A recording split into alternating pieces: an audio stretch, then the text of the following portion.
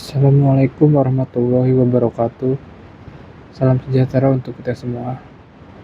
Kembali lagi kita membahas yang perlu diisi di PPG bagi guru tertentu, sertifikasi pendidik. Nah, sekarang di modul 3 pengantar pendidikan anak kebutuhan khusus. Nah, di modul 3 di topik 1 yang akan kita bahas itu yang tema mengapa penting mengakomodasi perbedaan.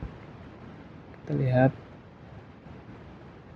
Nah, ini mengapa penting mengakomodasi perbedaan. Jawablah pertanyaan terkait beragaman peserta didik di kelas dan merefleksikan pemahaman Bapak Ibu guru terkait materi keragaman peserta didik dan akomodasi yang layak. Sebelum masuk ke materi, jangan lupa like, subscribe, dan komen. Harus di-subscribe ya. Nah, seperti biasa, kita download terlebih dahulu dengan mengklik ini. Nah, setelah di-download, nanti dimasukin ke Google Drive. Nah, kita lihat.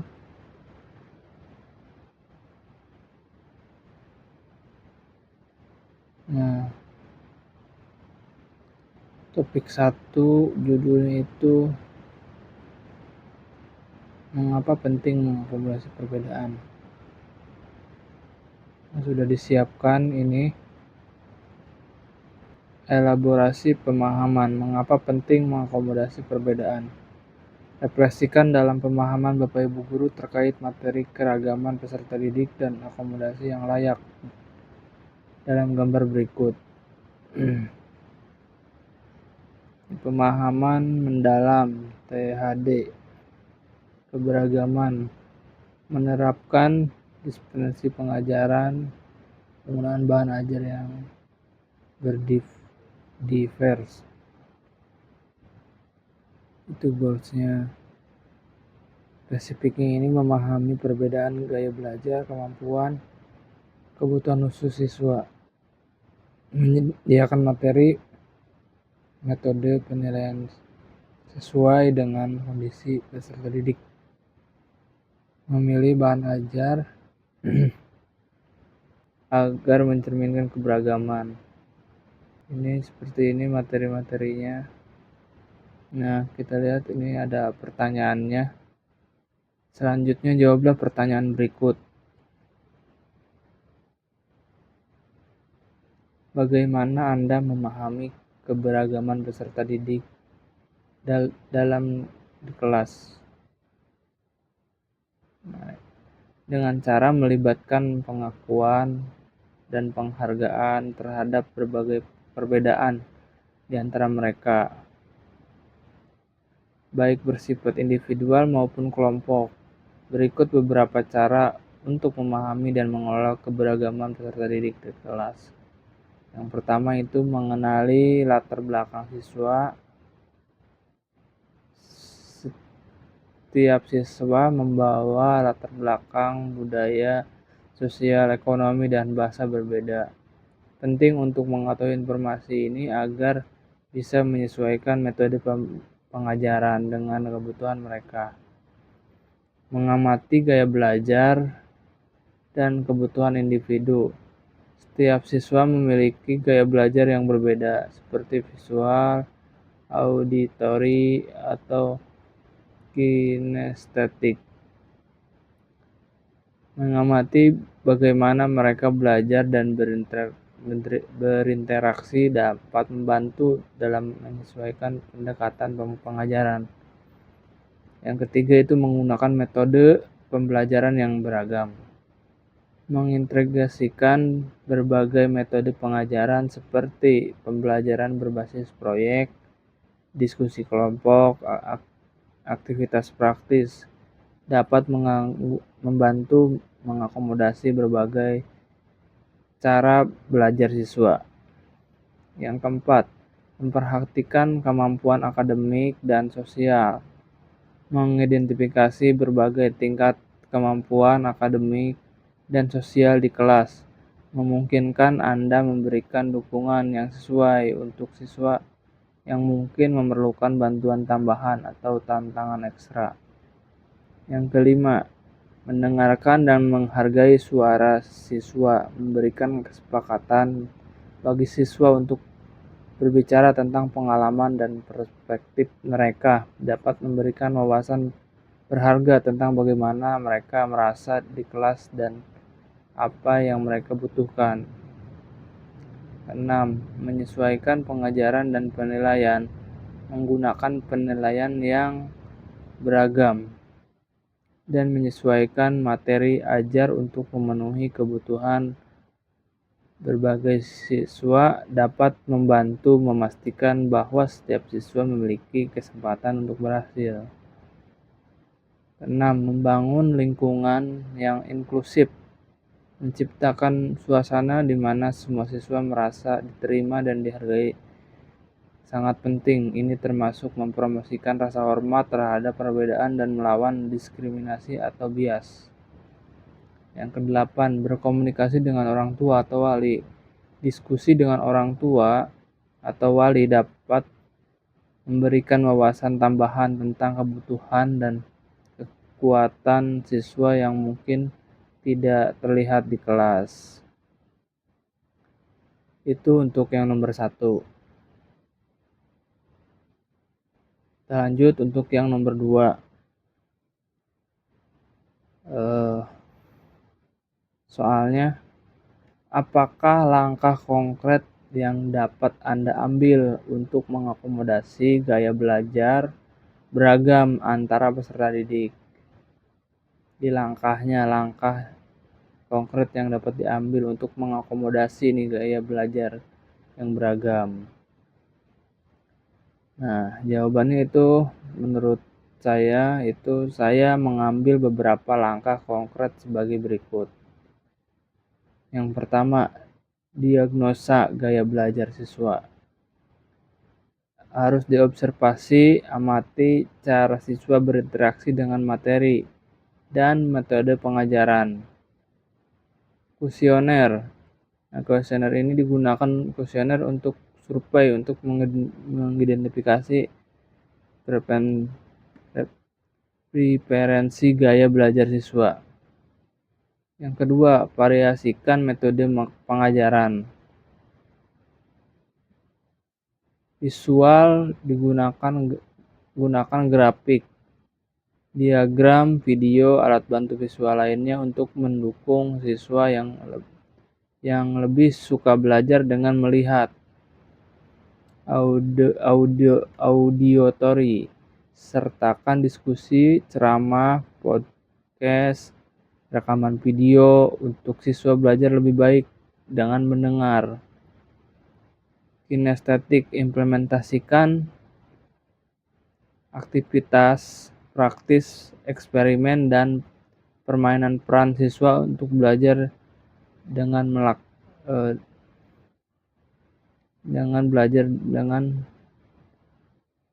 permainan untuk siswa yang belajar. Ketiga, fasilitasi pembelajaran kolaboratif kelompok kecil. Jadi, ajak siswa bekerja dalam kelompok kecil untuk memfasilitasi berbagai gaya belajar.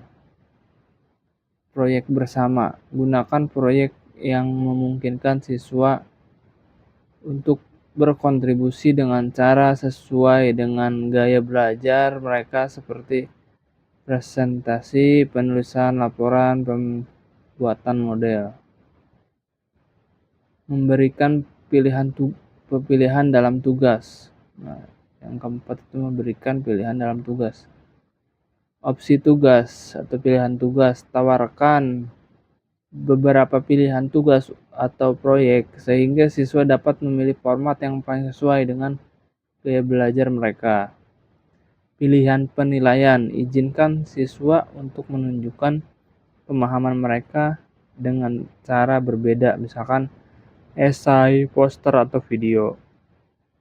Nah, yang kelima, memberikan umpan balik yang konstruktif. Tanggapan personal, berikan umpan balik yang perspektif dan konstruktif berdasarkan gaya belajar dan kinerja individu siswa.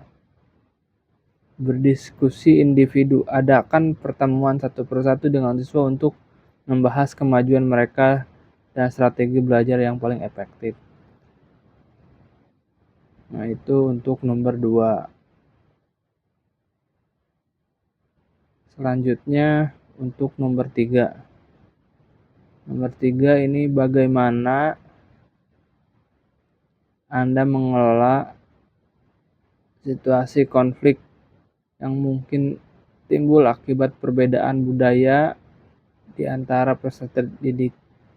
Jadi mengelola situasi yang konflik yang mungkin timbul akibat perbedaan budaya. Jadi mungkin nanti akan timbul situasi konflik karena perbedaan budaya peserta didik. Nah, bagaimana cara mengelolanya? Jawabannya itu, untuk mengelola situasi konflik yang timbul akibat perbedaan budaya di antara peserta didik memerlukan pendekatan yang sensitif dan terampil. Berikut adalah langkah-langkah konkret yang bisa diambil. Yang pertama, memahami latar belakang budaya.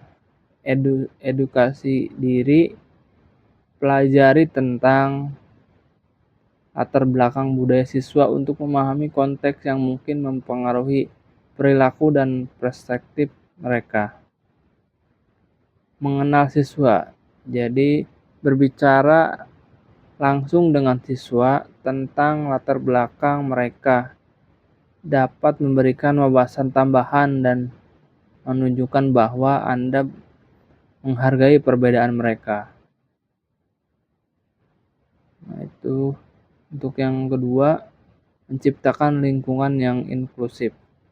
Promosikan penghargaan, ajak siswa untuk menghargai, merayakan perbedaan budaya melalui kegiatan kelas seperti proyek tentang budaya yang berbeda atau perayaan multikultural. Set standar, tetapkan aturan kelas yang jelas tentang penghormatan dan toleransi terhadap perbedaan budaya. Yang ketiga, mengidentifikasi sumber konflik. Nah, jika terjadi konflik, kita harus mengidentifikasi nih. Observasi, jadi amati situasi dan interaksi di kelas untuk mengidentifikasi sumber konflik. Dan wawancara, ajak siswa yang terlibat dalam konflik untuk berdiskusi secara individual dan mendapatkan perspektif mereka. Yang keempat, menggunakan komunikasi terbuka. Dialog terbuka, jadi memfasilitasi diskusi terbuka di kelas untuk membahas perbedaan budaya dan bagaimana hal itu mempengaruhi interaksi di kelas. Empati, mendorong siswa untuk mendengarkan, memahami sudut pandang teman mereka dengan empati. 5. Menerapkan teknik resolusi konflik. Mediasi teknik. Gunakan teknik mediasi untuk membantu siswa yang terlibat dalam konflik menemukan solusi yang diterima oleh semua pihak. Negosiasi. Jadi ajak siswa untuk bernegosiasi, mencari kesepakatan yang menghormati perbedaan budaya mereka. Dan keenam, memberikan pendidikan tentang keragaman. Kurikulum inklusif, integrasikan materi tentang keragaman dan toleransi dalam kurikulum untuk meningkatkan pemahaman siswa tentang budaya dan berbeda. Kegiatan edukatif, selenggarakan workshop atau kegiatan belajar yang fokus pada budaya, konflik, dan resolusi. 7. Menggunakan pendekatan restoratif. Tetapkan metode restoratif yang fokus pada memperbaiki hubungan dukungan siswa. 7. Pendekatan restoratif. Diterapkan metode restoratif yang berfokus pada memperbaiki hubungan dan mendukung siswa untuk memahami dampak dari perilaku mereka. Berikan dukungan emosional dan praktis kepada siswa yang terlibat dalam konflik untuk membantu mereka beradaptasi dan memperbaiki hubungan.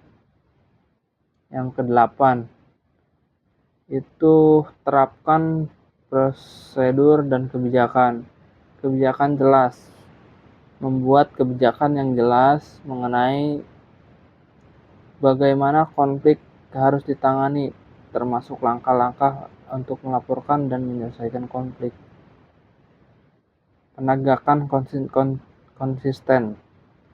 Tetapkan kebijakan dan prosedur secara konsisten untuk memastikan semua siswa diperlakukan secara adil. Nah, ini untuk soal nomor 3 jawabannya ada 8. Lumayan banyak.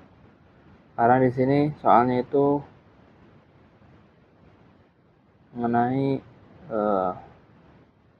mengelola situasi konflik akibat perbedaan budaya. Jadi cara mengelola situasi konfliknya ada 8 di sini contohnya. Kita melanjut ke nomor 4. Apa strategi Bapak Ibu guru untuk menciptakan lingkungan di kelas yang inklusif bagi semua siswa peserta didik termasuk yang memiliki hubungan khusus yang kebutuhan siswa tidak terlihat. Jadi menciptakan lingkungan di kelas yang inklusif bagi semua peserta didik termasuk yang berkebutuhan khusus yang tidak terlihat. Jadi yang punya kebutuhan khusus tapi tidak terlihat. Nah, caranya itu untuk menciptakan lingkungan kelas yang inklusif bagi semua peserta didik termasuk mereka yang memiliki kebutuhan khusus mungkin tidak terlihat, memerlukan pendekatan holistik dan sensitif. Berikut beberapa strategi yang dapat diterapkan. Jadi dipilih salah satu strategi atau misalkan lebih dari satu boleh. Yang pertama, memahami dan kenali kebutuhan khusus. Pelatihan dan edukasi mengikuti pelatihan tentang kebutuhan khusus dan inklusif untuk memahami lebih baik cara mendukung siswa dengan berbagai kebutuhan. Komunikasi. Nah, jalin komunikasi secara profesional pendidik, orang tua dan wali untuk mendapatkan informasi tentang kebutuhan siswa. Yang kedua, ciptakan lingkungan yang ramah dan aman. Terapkan aturan kelas yang jelas, adil, serta pastikan bahwa semua siswa merasa aman dan dihargai. Ruang tenang, sediakan ruangan yang tenang atau area relaksasi bagi siswa memungkinkan memerlukan waktu untuk menenangkan diri. Fasilitas aksesibilitas alat bantu.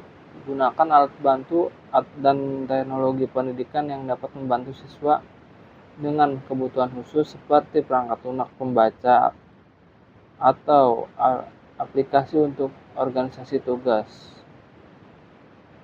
Akses fisik dan digital. Pastikan bahwa lingkungan kelas termasuk materi ajar dan sumber daya digital dapat diakses oleh semua siswa. Kelima, foster komunikasi dan kolaborasi. Diskusi terbuka.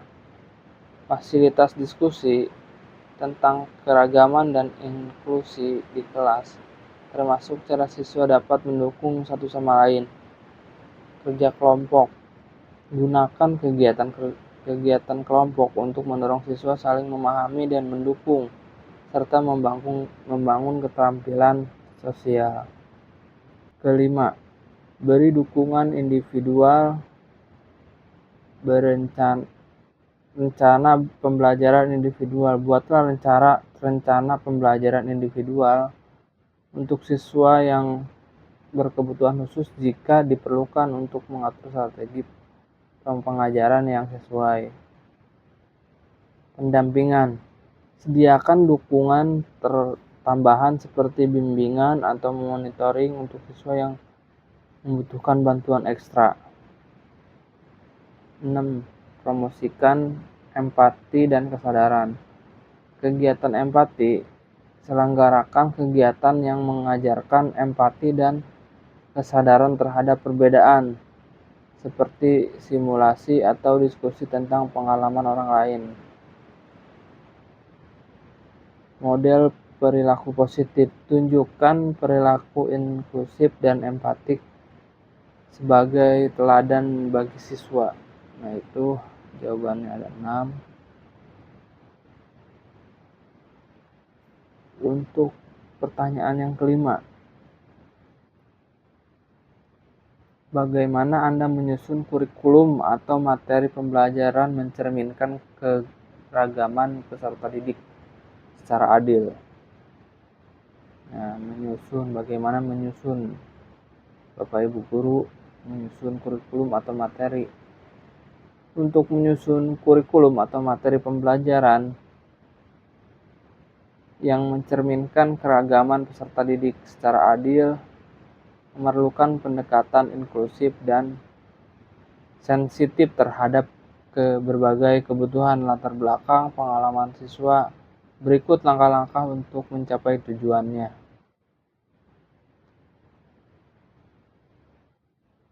Jadi untuk menyusun kurikulum dan materi ada beberapa langkah-langkahnya. Yang pertama, pahami keragaman siswa. Kumpulkan data. Kumpulkan informasi tentang latar belakang budaya, bahasa, kebutuhan siswa, melibatkan survei, diskusi dengan orang tua, dan penilaian awal. Kenali kebutuhan, identifikasi berbagai gaya belajar, minat, dan potensi tentang yang mungkin dihadapi oleh siswa.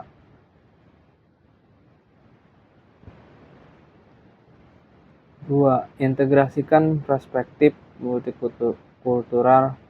Materi inklusif, sertakan bahan ajar mencerminkan berbagai budaya, sejarah, perspektif, pilih teks dan sumber daya yang mempresentasikan keragaman. Contoh dan kasus. Gunakan contoh dan studi kasus berbagai latar belakang, budaya, dan sosial untuk memperkaya pemahaman siswa. Rancang kurikulum yang fleksibel. Nah, opsi pembelajaran. Sediakan berbagai cara untuk mencapai tujuan pembelajaran seperti pilihan dalam proyek, tugas, penilaian yang mungkin untuk siswa dengan cara paling sesuai dengan mereka. Kegiatan beragam. Rancang kegiatan yang melibatkan berbagai gaya belajar seperti diskusi, praktik langsung, permainan peran, dan proyek kolaboratif. Keempat itu gunakan pendekatan degagois dan diferensiasi. Nah, diferensiasi instruksi sesuai metode pengajaran untuk memenuhi kebutuhan individu seperti memberikan tambahan waktu, menggunakan materi ajar yang disederhanakan atau menawarkan dukungan tambahan. Penilaian beragam. Gunakan metode penilaian untuk mengakomodasi berbagai gaya kecepatan belajar siswa seperti penilaian lisan, tulisan, dan praktik.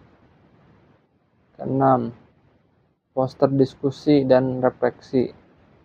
Diskusi kelas, ajak siswa berdiskusi tentang berbagai perspektif dan pengalaman mereka. Diskusi ini membantu siswa memahami perbedaan dan menemukan kesamaan. Refleksi, memberikan kesempatan bagi siswa untuk merefleksikan pengalaman belajar mereka dan bagaimana materi ajar relevan dengan kehidupan mereka. Keenam, evaluasi dan adaptasi kurikulum. Umpan balik, kumpulkan umpan balik dari siswa dan rekan kerja tentang efektivitas kurikulum dalam mencerminkan keragaman, membuat pembelajaran inklusif. Penyesuaian adaptasi kurikulum berdasarkan umpan balik dan hasil evaluasi untuk memastikan bahwa itu tetap relevan dan inklusif. Dengan menerapkan langkah-langkah ini, Anda dapat menyusun kurikulum materi pembelajaran yang lebih adil dan mencerminkan keberagaman peserta didik, seperti mendukung pengalaman belajar yang inklusif dan relevan bagi semua siswa. Nah, itu 5 soal yang sudah diisi.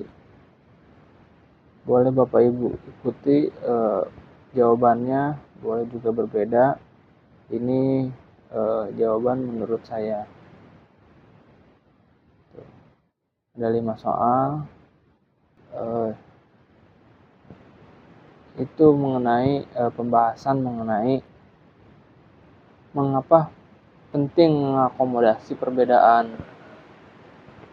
Itu untuk materi yang saya sampaikan. Jangan lupa subscribe, like, komen, dan tonton video yang lainnya. Terima kasih.